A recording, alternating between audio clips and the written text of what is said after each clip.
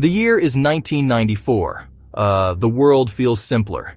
In the suburbs, a beacon shines. It is a cathedral of play. Bright lights, endless aisles. A smiling giraffe promises magic. This is Toys R Us at its peak. It is more than a store. It is an institution, a cultural landmark etched into the memory of every child, every parent. It is the place where birthdays are born and holiday wishes come true. The air inside smells of plastic and cardboard and possibility. It is a kingdom built on joy, and its rule seems absolute. The numbers tell the story. Toys R Us holds a staggering 25% of the entire United States toy market. 1 out of every 4 toys sold in America passes through its cash registers.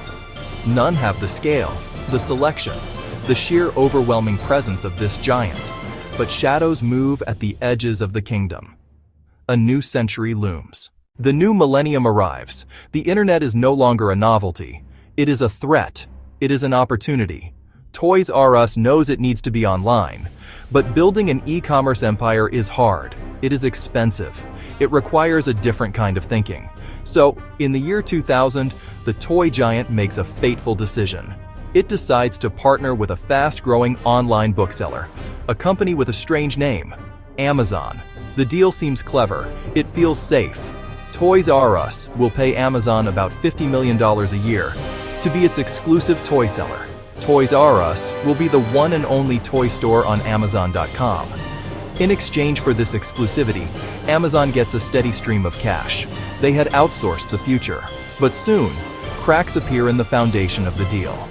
Toys R Us watches as other toy sellers begin to appear on Amazon's website. The exclusivity, it turns out, was not as exclusive as the Toy King believed. The year is 2005. The company is adrift. It is facing rising pressure from big box retailers. And when a giant is wounded, the vultures begin to circle. 3 of the biggest names in private equity step in: Kohlberg Kravis Roberts, Bain Capital, Vornado Realty Trust. They propose a deal, a leveraged buyout, LBO. The term sounds complex, but the idea is simple. The firms will buy Toys R Us. They will not use much of their own money. They will borrow billions and use Toys R Us's assets as collateral. The total price tag is $6.6 billion, out of which a staggering $5.3 billion is debt. On July 21, 2005, the deal is done. Now private, owned by KKR, Bain, and Vornado. In an instant, the company's financial reality is transformed. The debt is a ticking time bomb at the company's heart. Its shadow would soon blot out the sun. The ink on the buyout papers is barely dry when the first bill arrives, and it keeps arriving. Every year, every quarter, every month, the $5.3 billion in new debt is not free money. It comes with a price, a very high price.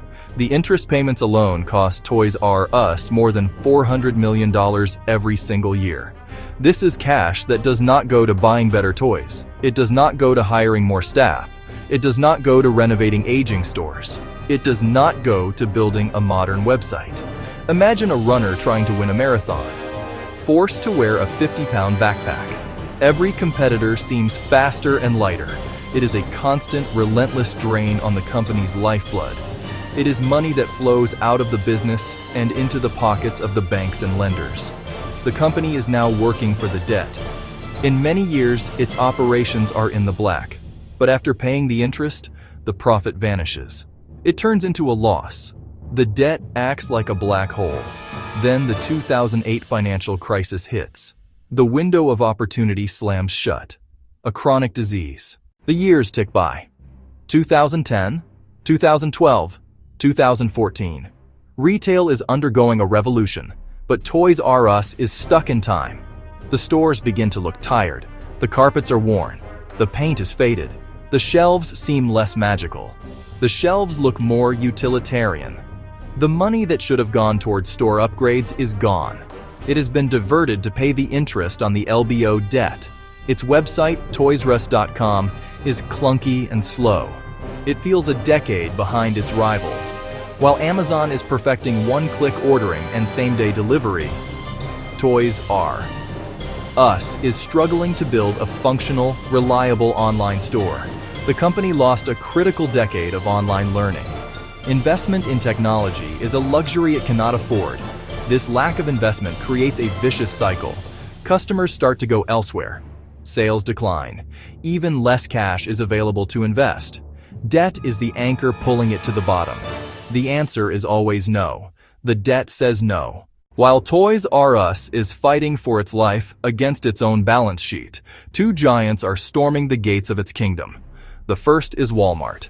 It uses its immense scale to negotiate ruthlessly with suppliers. The convenience is undeniable. The prices are unbeatable. Toys R Us cannot compete on price. The debt has stripped away its ability to engage in a price war. It is just one option among many, and often, it is the more expensive one. The second giant is Amazon. It is a virtual store with infinite shelf space. And it delivers. Fast. Often for free. It masters the art of data-driven sales. The holiday rush becomes a calm, click-based affair at home. It is a classic pincer movement. Toys R Us is stuck in the middle. A specialty retailer without the capital to be special.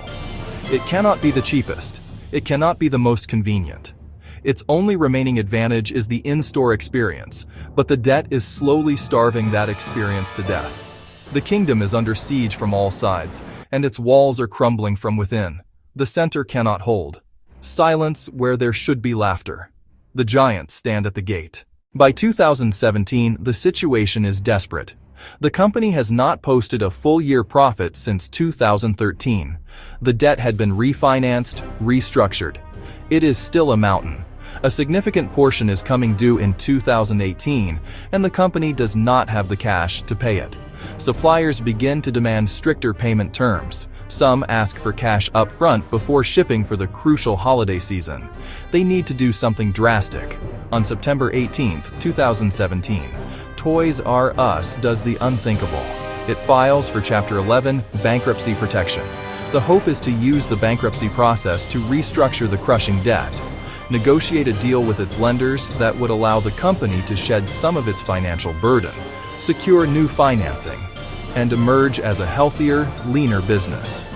The 2017 holiday season becomes the company's last stand. The company puts on a brave face. The stores are stocked. The ads run on television. But sales are weak. They come in at roughly half of what was projected. The poor performance spooks the lenders. They begin to lose faith that a restructured Toys R Us could ever pay them back. The last hope begins to flicker and fade. A chill settles over the kingdom. Time runs out. The new year, 2018, begins with a sense of dread. The holiday sales were a disaster. The lenders are losing patience. The path to a successful reorganization now seems to be a dead end. In March 2018, the devastating news becomes official. It has failed to find a buyer or a viable restructuring plan. It will liquidate its U.S. operations. It will close all of its remaining 735 stores in the United States. The kingdom is to be dismantled. Nostalgia and sadness sweep the country. Everything must go. Signs are plastered over the iconic rainbow-colored logo. The vibe changes from joy to mourning. Former children walk the aisles one last time. The shelves become progressively barer. The human cost is immense. More than 30,000 employees in the U.S. lose their jobs, with little notice and, initially, no severance pay. The private equity owners had extracted hundreds of millions in fees. The workers are left with nothing. By the end of June 2018, the last stores go dark. The doors are locked for the final time. An American icon is gone. The final curtain falls not with a bang, but with the quiet click of a locked door. The story of Toys R Us is a tragedy. It is a cautionary tale, written in red ink on a balance sheet. It is not a story of a company that failed to sell a good product. It is the story of a company that was financially engineered to death. The fatal wound was not Amazon or Walmart. It was self-inflicted. In a boardroom in 2005, $5.3 billion in debt, a poison pill swallowed willingly. The company spent the next decade and a half slowly dying. Competitors circled and waited for the body to fall. People remember the stores. They remember the feeling. The sheer, unadulterated joy of being a kid in a place built just for them. That brand loyalty, the company's greatest asset. It could have been leveraged to build a modern, experiential retailer. It could have been used to create a digital powerhouse, but it was never given a chance. It was suffocated by interest payments. The soul of the company was sold to service its debt. Today the name exists in a commercial afterlife, revived, diminished. The throne sits empty. Toys R Us was magical. But magic is no match for math. A company forced to pay for its own execution, one interest payment at a time, until nothing was left.